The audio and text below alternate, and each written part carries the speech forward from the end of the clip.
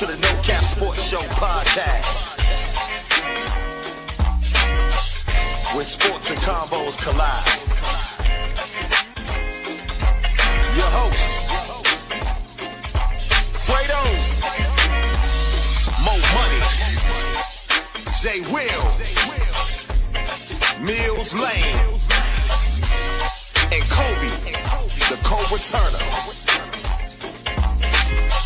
Authentic, unapologetic, no edits, no cap. Let the convo begin.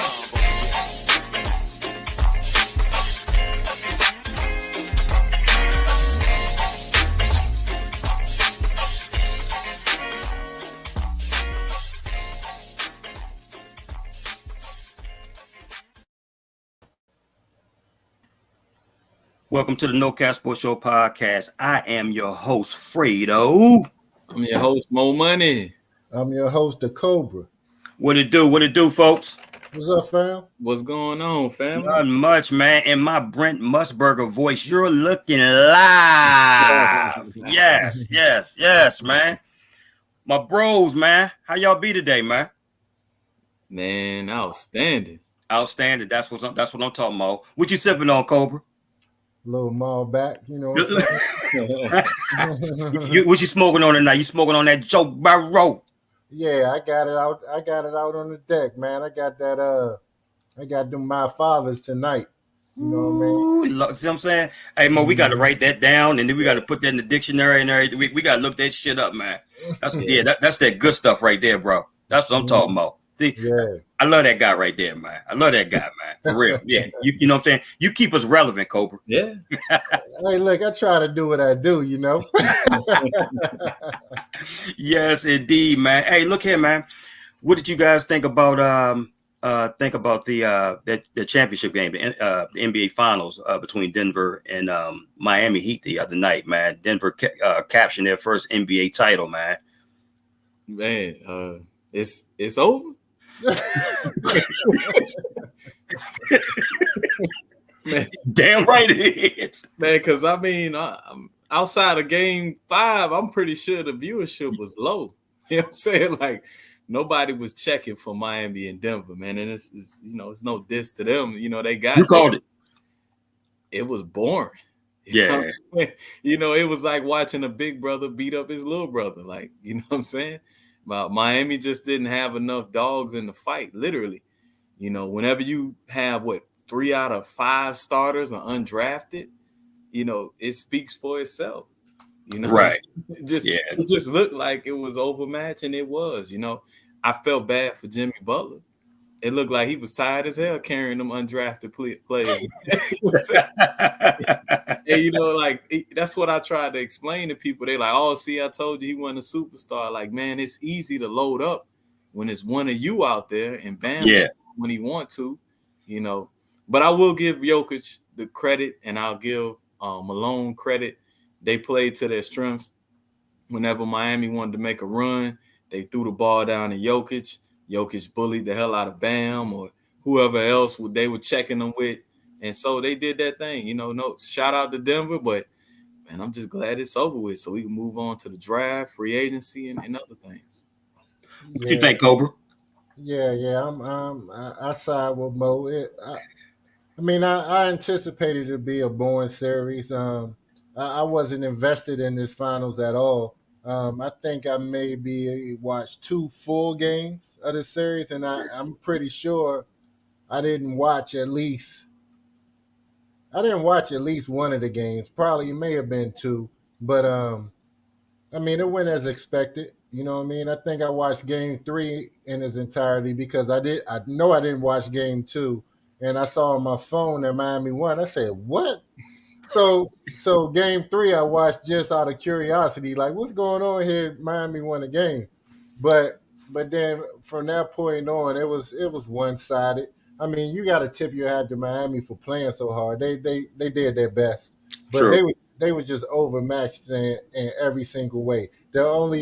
I think the only fair fight in the entire series was the coaching. It was 2 elite coaches going back and forth. Spoelstra pulled out all the stops, changed lineups. He went to a more complex zone. He did some different things just to try to give him a fighting chance. But I mean, when you got Jokic, man, he's just too big. And then when you that big and you also got the skills to go with it, I mean, what can you do? And Right. but one thing I will say about Jokic, he confirmed to me. I don't want to hear anybody comparing or saying that Embiid is better than Jokic Yeah. because, Yeah. that's cap. That's all cap. Say it Because again, bro. yeah, it's cap with a capital CAP. Because You heard it. You heard it, viewers and listeners. yeah, because so he has to now. Embiid has the skill set to do what Jokic do, but Yes. he doesn't have the mindset. So Major difference. yep. So a few years ago, I told somebody because we was listening to an interview that Embiid was on, and he made it clear that his goal was to be the most skilled big man to ever play the game. Mm. Said Philadelphia will never win a championship with Embiid being the most skilled big man in the league. I mean, you can be skilled, but if he's not the most dominant big man in the league, it's not going to work. And what Jokic understood, he can be skilled all day. But you notice when it was time, when it was win time, and when it was bread and butter time, Yes. put that big body to work. He was punishing people. He was backing them down all the way to the rim and just Straight bully ball. just driving it in. And Oh yeah, we got a mouse in the house. yeah, and that's something Embiid need to learn how to play bully ball. Facts. Hey, bro, let me throw this at you too, right quick, Mo. And I know you had to say something. Let me throw this at you. Okay, in terms of Joel Embiid, is a situation where Philadelphia need to change their offensive philosophy because everything is running through Embiid. As if you look at Denver, I mean, it's they share the ball. Yeah, but they still run through. It still runs through Jokic. Yeah, that's what I think. That's why I was going to kind of give a counter argument to my Aquarius brethren. I think the mindset that Embiid has is great, but I don't think he's had the coach at the level of Nick Nurse that he's getting now, right? Mike Malone. So I'm very curious to see what Nick Nurse can do with Joel Embiid, because he put Pascal Siakam in an all-star conversation. Me personally, I don't believe that Pascal Siakam is that good a player. I believe a lot of it had to do with the system that Nick Nurse runs. So to break it down from a basketball perspective, it's like a modern Princeton offense where either the big can bring it up, but everything starts with the big, either the big on the block or the big up top. And then there's a lot of motion off of that. They want you to help double, so because they can, they could pass and spray to those shooters, and then that's it. And then on defense, they funnel a lot of their action to the five. Okay. So Embiid is going to get a lot of love in that Nick Nurse system. He's got to tweak it a little bit. That's why, I know we're not talking about it right now, but that's why a trade has to occur in Philadelphia, because the players don't fit the Nick Nurse system. Not everybody can play defense. All 5 starters in a Nick Nurse team have to be able to play defense. So does James Harden fit? Does James Harden fit that scheme? Hell no, he doesn't. Not even close. So no. Okay, so he's just better off just going. Just not exercising his option, right? Because Toronto plays like, I don't get me lying about the analytics, but I would say just by the eye test, it's like 70-30 man defense. They don't play a lot of zone. They don't, and so when you got a player like James Harden, there are going to be pockets of time that you're gonna have to run a zone, because James Harden, even in his prime, he just was not a great defender. That's just not him, right? He didn't dedicate his training to it. It's not something he's interested in. So if you're running 70% man defense, when people get to cooking, now everybody else out of position. So he's gonna need a point guard. That's why Fred VanVleet, Kyle Lowry, guys that may not have been supremely talented as like a Chris Paul or somebody else, but they fit because they're gonna give it to you on both ends. Into the floor. Okay. Yeah. So my take would be a little different, because I don't care who the coach is or what the scheme is. If you're an elite player in this league, You know what I mean? You have to have that mindset. You have to have that dog in you. Like, I don't care if a dog is a street dog or if he's a dog in the house with an owner. A dog know how to bark and a dog know how to bite. You don't need to teach him that. You know what I mean? So Embiid is supposed to be a dog, but too many occasions he meow. You know what I'm saying? Like we saw him in the series when they lost, and a lot of those games came down to the last several minutes of the game. And how many 1 foot jump shots did you see him shoot in those clutch moments? How many times did you see him take his big body, put his shoulder in the chin or the chest of the opponent and get to the rim? Because if he does that, there's no way you can stop him. There's nothing you can do. Because we already know there's only a handful of really good, true big men in the league.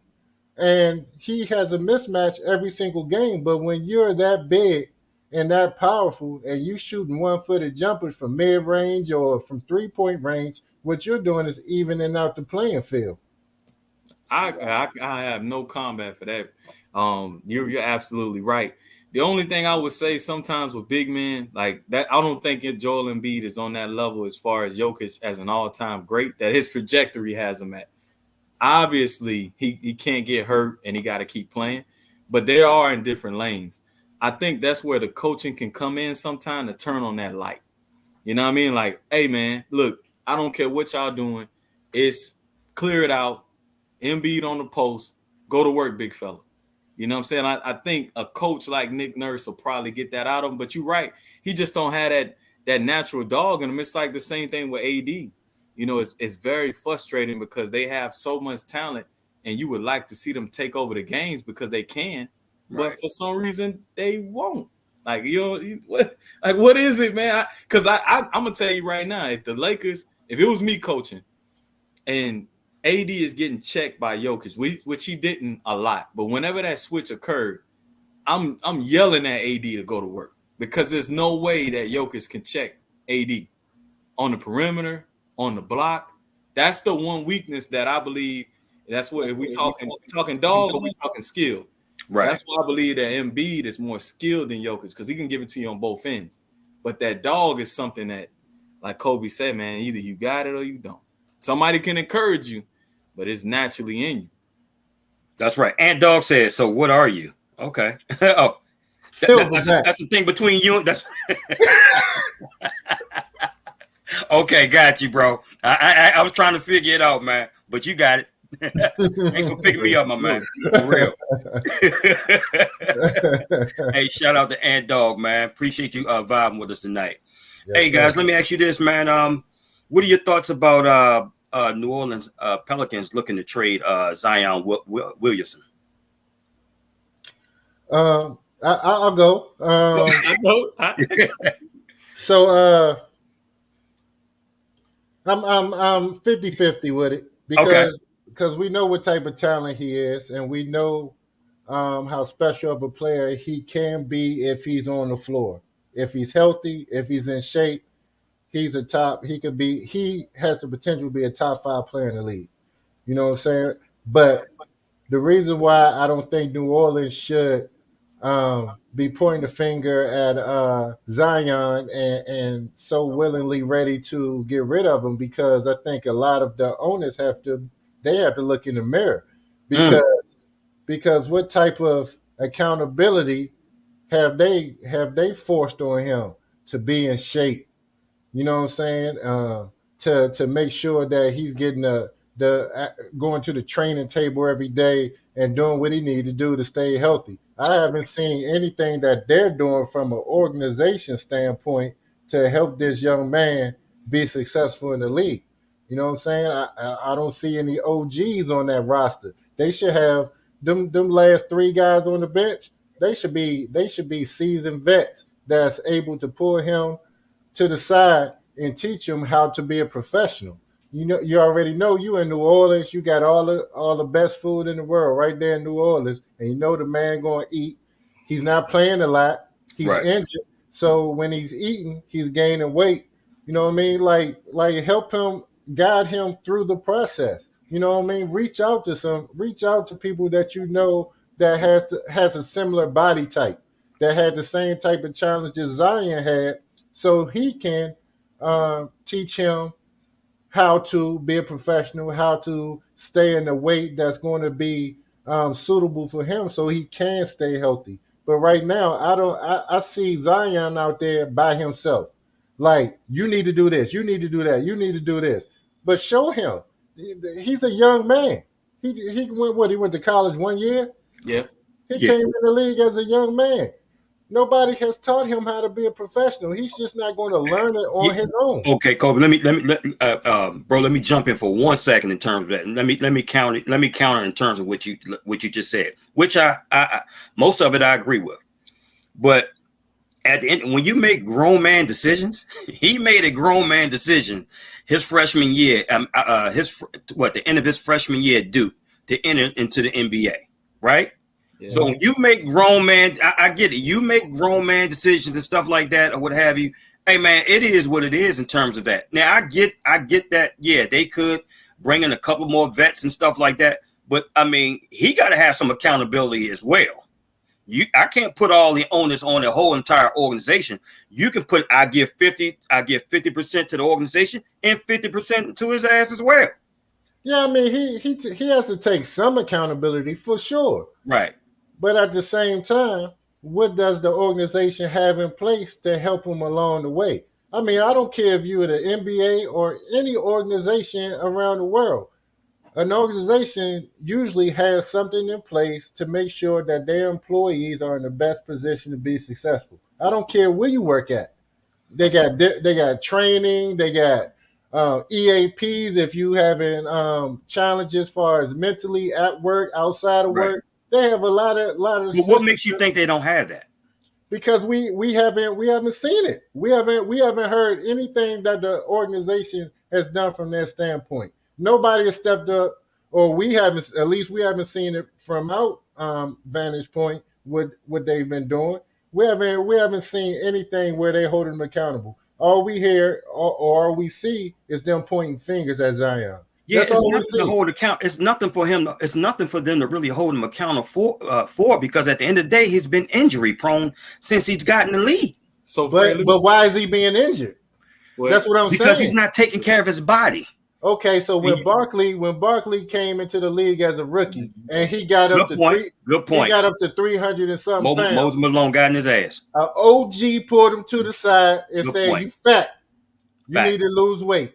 If you don't lose weight, you're gonna be some shit in this league." Facts. That's basically in so many words what Moses told Barkley. Barkley took it to heart, and what he do? He got down to about 280, a good playing weight for him. Right.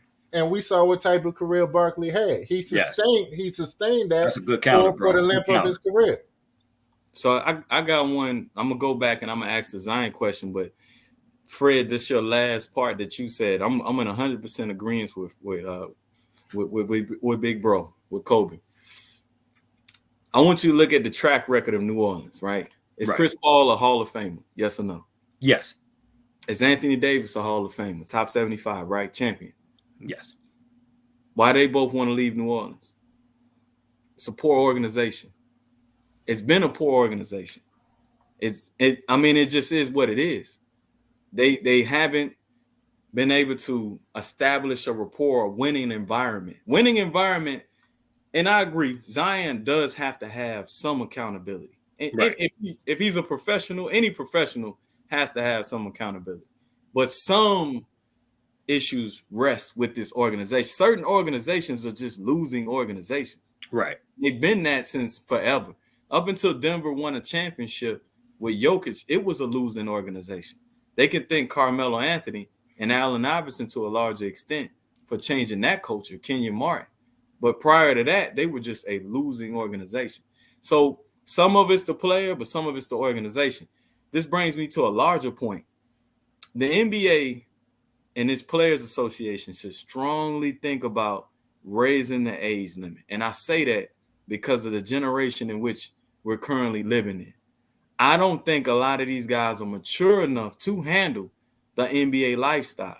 Right. You go from zero to hero overnight. Literally. You're a millionaire at 19 years old. What you got to ask yourself is, no matter how much is on the table, you're not even mature enough to make adult decisions. You're just not, right? That's why you got to have a team of people, and not everybody has that team. If you're Aaron Gordon or somebody, and you're surrounded by the right people and they make the right decisions, it looks okay. But if you're Zion Williamson, who's being led by somebody, no offense to them, but they don't know any better, so they're giving you the best advice they can give you, and you thinking it's okay, you never really heard them in the headlines, anything negative from a standpoint of he got arrested for this, he got that type of thing. So they thinking they're doing the right things by his professional career. Right. But they're not, because they're not giving them honest professional feedback. So that's one thing about it, especially the NBA player, because the NFL player usually comes in at 22. I mean, they still have their own issues. Don't get me wrong now. Right. No profession is going to be perfect. But you don't really – the boom or bust is not there in the NFL like it is in the NBA. Like, you'll get top 5 picks that wash out of the league and after their contract is up. Or mentally, you seeing guys melt down like Ben Simmons. I mentioned Aaron Gordon earlier. Outside of the trade to Denver, he looked like a bust. He looked like a guy that was just a dunker. You know what I'm saying? I'm just keeping it real. Until he got into a winning environment. Right. And then he started to look like a different player. So, to answer your question directly, the Pelicans should trade Zion Williamson 100%. What's up, Mills? What's up, sis? They should. We miss you. We'll see you soon, huh? Keep striving over there. Yeah, I see you. Nakarima, baby. Nakarima. Check her out. From now to June 24th. That's right, baby. She off tonight. Okay, all right. That's okay. You get you some rest, boo. We miss you too. That's what I'm talking about. I think they should 100% trade him. And it has nothing to do with the talent, the player, the organ. It just, the divorce needs to happen. And I believe once he goes to a different organization, I believe his career will take off. If he goes to the right organization. If Portland's that organization, Portland has a track record of taking care of players outside of the jailbirds. That was just them. You know what I mean? Bonzi Wells, Rasheed Wallace. It don't matter where they went. It was going to be a party in their city. That's just them. Right? You know what I'm saying? It is what it is. It's nothing. Ain't nothing. It's just the era that they grew up in. That's who they are. You know what I mean? But for Zion to go there, you look at LaMarcus Aldridge, you look at some of the other players that have gone there over time, even Dame. Dame don't want to leave the city. Some of that has to do with his pride, but a lot of it has to do with the city of Portland, how they've embraced him, the organization. I think his career will take off. And then you'll have that vet and Damian Lillard like, look, man, I'm on my last leg, literally. I need you to get your stuff together, bro. We got to win together. You know what I'm saying? And then from the Pelican standpoint, I believe that they're not gonna thrive from this trade. Zion Williamson, when healthy, is a generational talent. I don't believe Scoot Henderson is Zion Williamson. I'm just keeping it real. Mm-hmm. He not finna come in the league and average 25 points a night. Right. Me personally, I think Zion Williamson has the capabilities of being a generational talent, but the onus is on him at the end of the day in terms of taking care of his body and stuff like that. When you make these decisions, man, at 18, 19 years old, I mean, like I said, you ain't a little boy when you cash that check on the 1st and 15th of the month.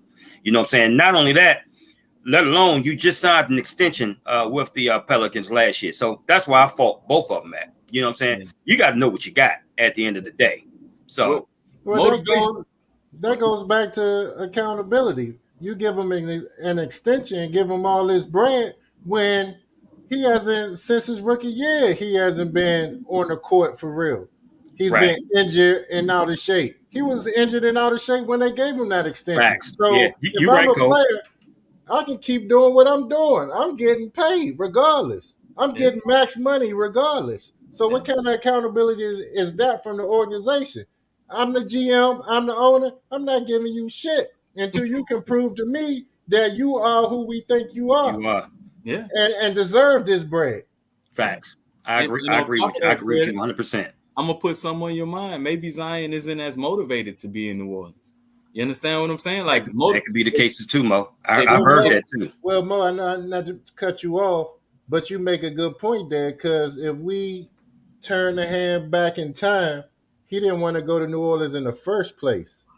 Remember that? He wanted really bad to go to New York. He did. Look at Mo. Look at Mo.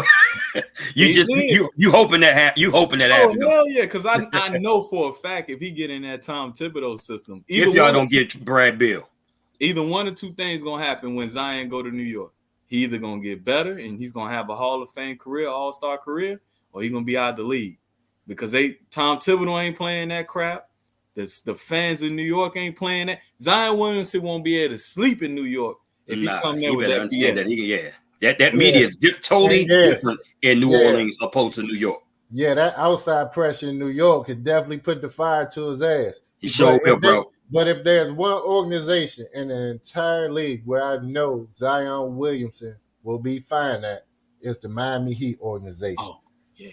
Because they hold you 100% accountable. He's not even getting on the floor when veteran camp start if his body fat percentage is not where it should be. Pat Riley don't play that shit at all. Tell him, bro, do not. Yeah. I don't know. I think Kyle Lowry might have had a clause in his contract. but other than that, everybody else, man, they are in tip-top shape. He even got Shaq in tip-top shape. Yeah. Remember the year before Shaq went to Miami? He was heavy. Kobe Bryant was frustrated with him because he was like, "You're not in shape. We'll be winning more championships if you was in shape." He goes to Miami. Pat Riley get a hold of him. He's in the best shape of his life. Yeah. Yep, you're absolutely right. I think that's about as good a shape Kyle Lowry gonna get in. He always looked like that. Yeah, he just. I thought it was me. Man, I'm like, man, he look. What? Hey, he might be in shape. He just got a baggy frame. Yeah. You know what I mean? I mean, hey, I'll be honest. Jokic kind of got you know what I'm saying? He looked like he got baby. No definition. I think Jokic look different now opposed to when he first came in the league. He lost that boy like Bob Big Boy, man. Like the way he looks now is actually in shape compared to how he did look. Yeah, that's true. That's true. No boy. And Kyle Lowry, I'm gonna give him a little pass. Maybe they got an age clause down there. Yeah, they might got something, bro. 40, you know what I'm saying?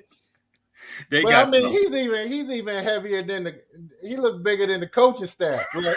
Like everybody in Miami organization look like they in tip-top shape, from the coaches, the trainers, the players. True. Yeah, that man was built like a young running back, man. I'm serious, like a young stocky running back, man. I don't know. Even UD still in shape, and I know he 40 plus. Yeah, what would you say, bro? UD. Yeah. That part right there. That part right there. Hey guys, look, let me throw this at you, man. Has USA basketball diminished with the recent rise of these young international NBA superstars / stars? I mean, not me personally. The reason why I brought that up, guys, because I look at, like I said, I look at these players like Giannis, Luka, Joel Embiid, Nikola, just throwing out Andrew Wiggins, Domantas Sabonis, SGA, Pascal Siakam, Lauri Markkanen. And I'm just looking at the development of these guys, and that's just to name a few. There's a lot more in the pipeline. And I'm just looking at the brand of basketball that we play here in the U.S., especially with this AAU going on and stuff like that. I mean, is our brand of basketball diminishing? No, because SGA, all them cats in Canada. So just so you understand, they play AAU basketball on the U10 circle with American players like Murray, RJ Barrett. They play in America. They come down and they play in an American circles. And some of them even go to high school in America. So they're American players. They're just from Canada. But I'll give you the Jokic's. I'll give you the Embiid's. I'll give you the Giannis's. But Fred, what height are they? They all 6'10" and above. Like, you know what I mean? Like, we don't have American big men. That's a bigger problem. You know what I'm saying? When you sit back and you look at it, the game of basketball is always going to be dominated by bigger people. You know what I'm saying? And we don't train our Americans to be like the European big. We're not training them like that. Like, where are your 6'9", 6'10" guys with that kind of skill? Because we're teaching them. Yeah, I mean, come on, bro. It's not an outside in game. You know what I'm saying? It's vice versa. You know what I'm saying? Everybody, you got stretch fours and stretch fives now and stuff like that. You're right. There's no true big man in the league that can dominate down posts and stuff like that. And whether you're i.e. Joel Embiid or Jokic or Giannis, like you said, the three that were named and stuff like that. One of the reasons why I brought that up, because you look at these superstars and stars right now, and then you look at like what we have. You got who? Kevin Durant, LeBron James, right? You know what I'm saying? I mean, these are the people. These are the guys that's on their way out. Well, you got Devin Booker. You gotta give D Book give D Book his shine. Okay, D Book. Yeah, but Jason Tatum. Yeah, let's keep it going. Now, if you go down, there's still American superstars out there. Oh, I mean, most of the superstars we have in this league are Americans. Don't make no mistake about it. The talent is still here in America. It hasn't diminished. Okay. And I know you named all of these great European players, but I look at it as the American game has expanded because all of these guys that's great, Giannis, Jokic, they learn from American philosophies. Yeah. They came here because the NBA is global now. Basketball is global now. They get the best training, teachers, coaches. So they getting the same teachings that we're getting now. At one time, that wasn't the case. You know what I mean? They was just playing against their pool of players, that competition there. But now that it's global, everybody's in the same melting pot. So you're going to get great players coming from different countries now that has talent because they're getting the same things that we're getting. But the only difference is we have more. You know what I mean? You look at France. Who's the best player for France? You know what I mean? Right. Well, yeah, they got Victor Wembanyama now. And then they got what's big man name that play for Utah? Frederick Weiss. I'm playing with you. I'm saying you got Rudy Gobert and all those guys, but if you look at an American roster from 1 through 12, you're talking about superstars in this league. Yeah. Now this is where I will agree with Fred. I think the European mentality has changed. I think through the years of being called soft and the perception of them being soft, they're coming in with a lot more dog in them. And a lot of the American superstars, they say they got dog, they say they got the Mamba mentality, but they really don't. The Mamba mentality is, I'm gonna take your heart out. That's not me shooting 50 shots just to shoot 50 shots. That's me doing whatever I gotta do. What European players that got that Mamba mentality right now that you would say? Oh man, Luka got it. The Joker got it. Giannis got it. The only one that don't right. SGA. For real. But Mo and Fred, this goes back to our opening topic. Evening up the playing field. You know, when we talked about Embiid, the way he plays, he evens up the playing field because he's a big guy that can be dominant, but he chooses to shoot 1-foot jumpers from mid-range and from the 3-point line. Right. A lot of our American players have adopted, the NBA has adopted the European style of play. So who plays that style better than anybody? The Europeans. That's where they come from. So we play like them. Yeah, of course they're gonna rise to our level now. You got guys coming up to 3-on-1 breaks, pulling up for threes. Where they do that at? I remember back in my day, you got pulled out the game. You getting yanked. Like I know I was. I mean, where I grew up at, we go to the 10 and finish at the rim. You don't go on a fast break and pull up for a 3. We got all these American guys with all this, that's in prime condition, strong, athletic. Like Tatum, look at Tatum. To me, he shoots too many threes. When he can dominate, he can get to the rim whenever he wants.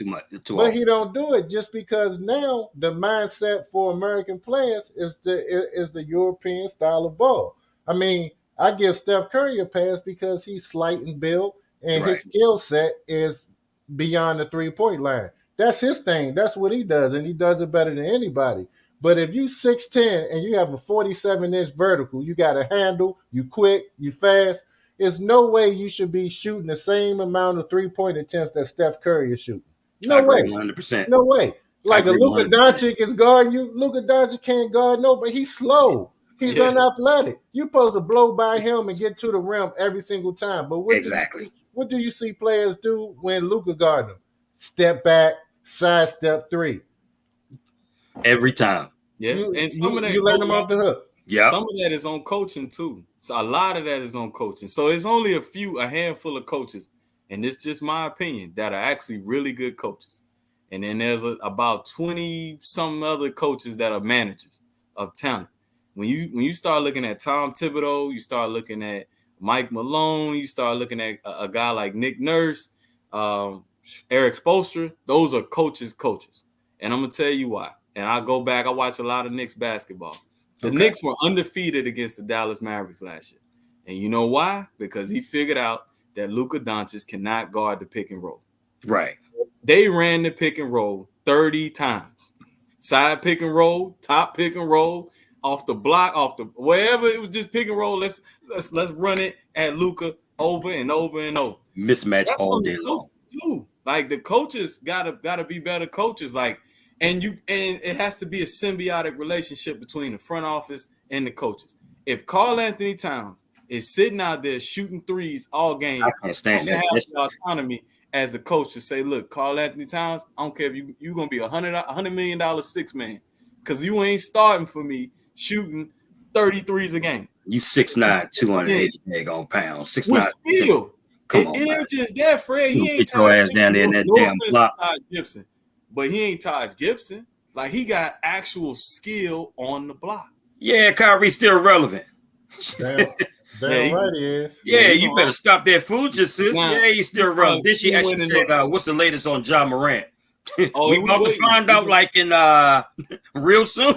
Yeah, like I think the league year starts. They about to make they about to announce something real soon. So yeah, they said that the announcement was going to come sometime soon after the NBA Finals was over. So we might hear something by the end of the week. Facts. How many games you think you're getting, bro? 30. I think he'll get half a season. Yeah, that's what I'm leaning on in terms of that as well. Half a season. Oh, he ain't making no noise. Nah, they got his ass on house arrest. He can't. Nah, man. Yeah, he I don't even know if he on IG or anything. I don't. Yeah, they done scrubbed all that. Nah, man. Yeah. Last I heard of Ja Morant, I think it was last week when he said that it was a toy gun. It was a toy gun that he displayed. And I was like, man, you need to stop that foolishness, man. Stop that. Who the hell you think we is, Ja Morant? Go ahead with that foolishness, man. If that was a toy gun, why you didn't say that from the start? Why you just now saying that, you know what I'm saying, now? But that's where that maturity come in. Ja it really is, bro. I mean, come on, bro. He trying to hit us like we his main girl and he talking about his side chick.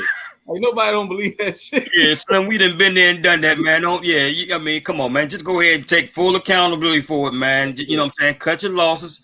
And just get better, man, and make better decisions. That's all, bro. That's all. How about this, Fred? How about this, fellas? Hey, man, I'm off that. I'm waiting on the league to hand down my suspension. Don't ask me shit else about this matter until I get my suspension. That's it, man. And just take full accountability. Apologize. You know what I'm saying? Say it'll never happen again. And then, you know what I'm saying? And just prove yourself by your actions. That's it. But guess what? He did that the first time. Yeah, he sure hell did, bro. Yeah. What they say, Mo fooled me once. Yeah, man. Shame on me. Shame on you. Yeah, you ain't never lied about that, bro. Yeah, for real. He's messing things up, man. He's messing up the church's money. I tell you what, I put a straight jacket on that Bama 4th of July because I know he want to get out there and get the busing off. Hey. Somebody tie his ass up to a radiator or something. Just don't let him out the house. For real, man. I mean, like I said, he just got to know that, man. The NBA, and I said this before, man. The NBA does not need you. It doesn't need you at all, bro. No. There was plenty of Ja Morants before you, and there'll be Ja Morants after you, man. At the end of the day, so look here. You have God-given ability. You are a generational talent, man. You got to realize what you have, and you got to appreciate what you got, and you got to surround yourself with people, you understand what I'm saying, that's going to tell you the truth. Bottom line, I don't want to be surrounded by people that's just going to agree with everything that I do or what I say. No, I don't want no yes men or yes women around me. Yeah, and they have to understand too, because athletes have always been in a fishbowl.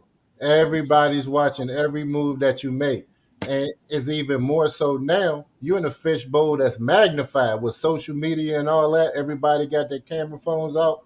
Everything you do is being recorded, and Yeah. it's going to be streamed for the masses to see. So nothing you do is private. So you got to make sure when you moving correct. Right. Thanks, bro. And you in Memphis, bro. This not LA. This not New York. Oh Why do you my think? gosh, man. Yeah. Besides the nightlife, there's a reason why players like to go to LA or New York or now Atlanta or Vegas, because they see stars all the time. So you just another dime a dozen. You know. Is a change of scenery? Is a new change of scenery better for him or what? If he don't get right this time, Fred, Memphis gonna have to move on. This time, bro. You look what you just said. This time. This is like the say. Yeah. This is like if you saying this time, that's what 3 or 4 times, bro. Hey, Jimmy Johnson said it best, man. We don't treat Troy Aikman like we treat the other quarterbacks. So you go get your talent warrants the chances that you get in life. It's unfortunate, but it's just a fact. Unless it's truly egregious. Because the other thing about it is he hasn't hurt anyone besides himself in these instances. So you're going to get a little bit more leeway, but there comes an integrity with it too. Because I know conversations are happening behind the scenes with Memphis and they're telling them to correct his actions. So after a while, it's you're being insubordinate. That's what it comes down to. But at the same time, somebody else in the league going to take a chance on him because outside of he hasn't broken any laws. Like, we haven't heard that the guns were unregistered. It's stupid. Don't get me wrong. Right. But it's Memphis. You can open carry in Memphis. Guns are like water in Memphis. It's unfortunate, but it is what it is. So people are going to take chances until he actually either breaks the law or if it's Memphis because he's not listening to what they're telling him to do. But you're one of the ambassadors for the league. That's where that comes in at. Right? You represent the league. It's not a good look. You know what I'm saying? You're one of the, you're one of the front faces of the league. And whether they're registered or not, it's not a good look. You understand what I'm saying?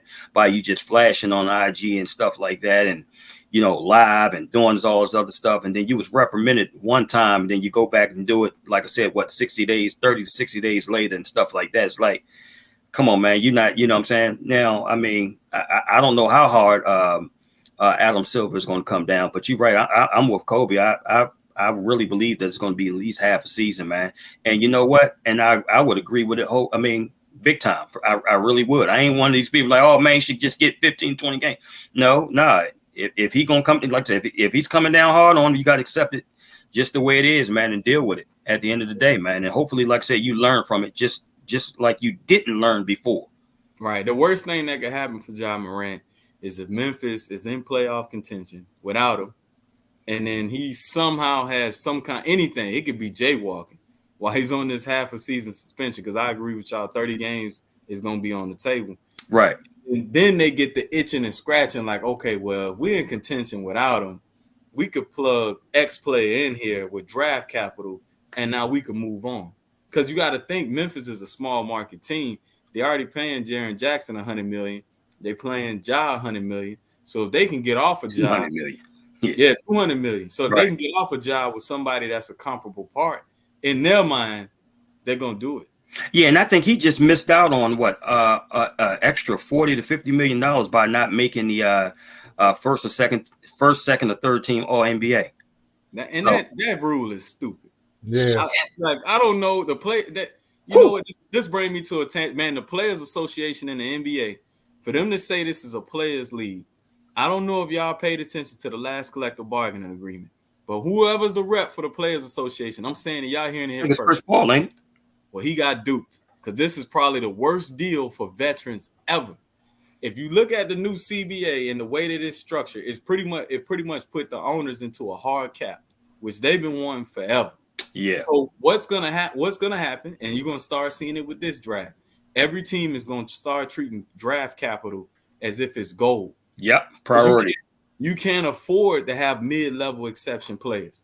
So either a vested vet is either gonna have to take a veteran minimum, Right. Well, they're gonna have to go play in Taiwan with Dwight Howard.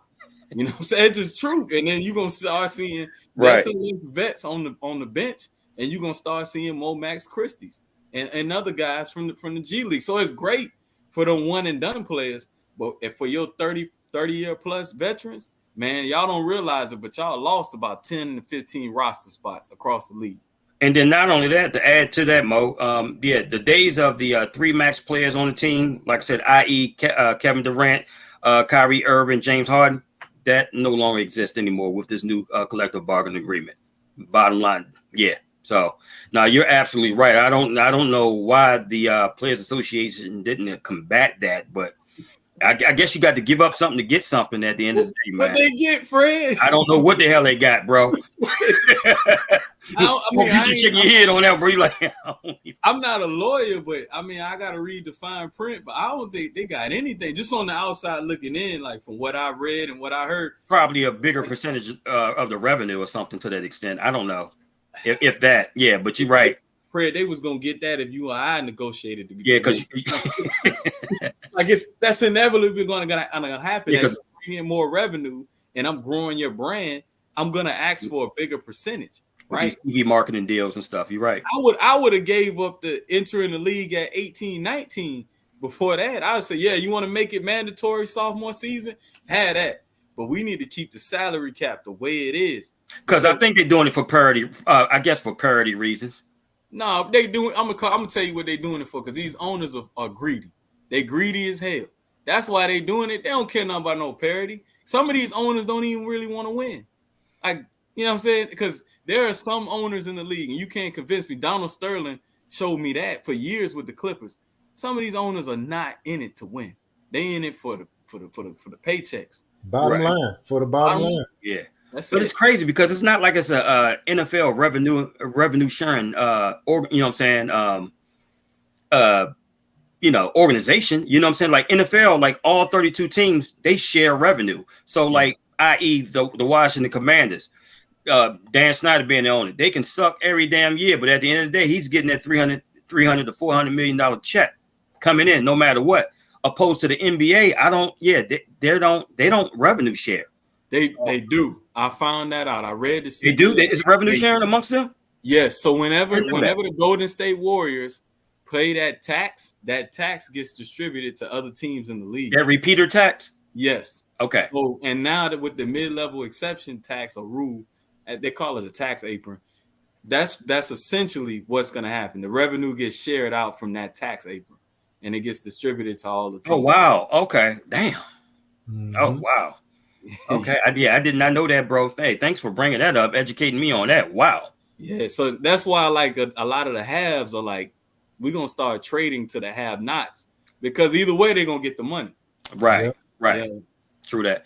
All right, look here, Mo. Before we go ahead and close out tonight, man, I know you wasn't here last week. So look here, man. We need you to give your pitch to Shannon Sharpe, Ben as though he just left his last at Undisputed yesterday via the FS1, man. I need you to go ahead and me and Cobra need you to go ahead and give your spiel, or should I say, to Shannon Sharpe, man, to come on to the No Cap Sports Show podcast, bro. Okay. Let's go. All right, Brain Club Shay to the No Cap Sports Podcast, man. We need you. Unlike Skip, we appreciate you. We know your Hall of Fame credentials. We'll never question it. And from me to you better than Tom Brady. I don't care what nobody say. You know what I'm saying? Come on through. Bring your talents. Bring the 84 Club. We need you. We need you, Come on through. Go, big bro Kobe. You want to add to that, bro? No, hey, that was perfect. That was perfect. That was perfect. Right. I like it. All right, Kobe, get us on out of here, family.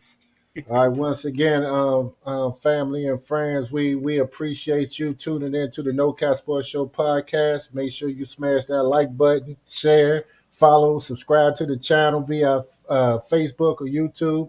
We're on iHeartRadio now. Come fuck with your boys.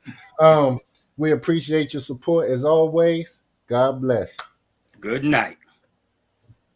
No Cap Sports Show podcast. There are 4 fouls on the play. That's why it took